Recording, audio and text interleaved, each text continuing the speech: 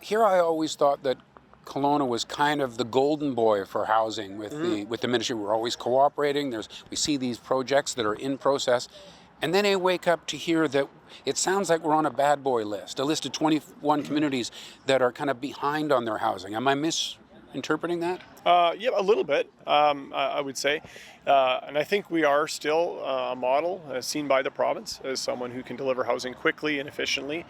Many of our practices and indeed some of our housing policies, like infill housing, our growth management practices in the OCP and things like that, are held up as models for other communities to follow in the province.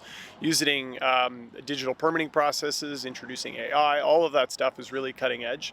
And we're quite proud of that. I think the province recognizes that as well.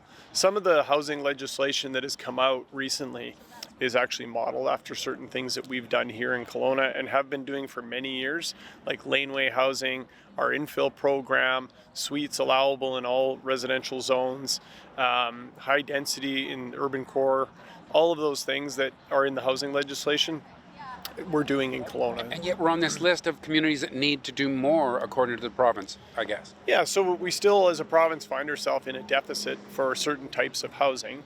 And as a high growth community with high demand, we can help contribute to providing even more housing in their eyes. So this isn't bad news that we find ourselves on that list. I don't think so. I mean, it's not something that we're really excited about because we think we know we're doing a great job. The province is going to work with us on setting probably even greater targets than there are today.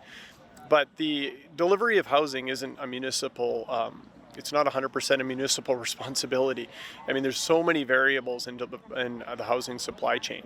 The cost of housing, financing, the willingness of developers and global investment. There's all kinds of variables. The approval process is really only a small variable, but we can control that, and we'll continue to do what we can to make sure more housing is at least approved in our community.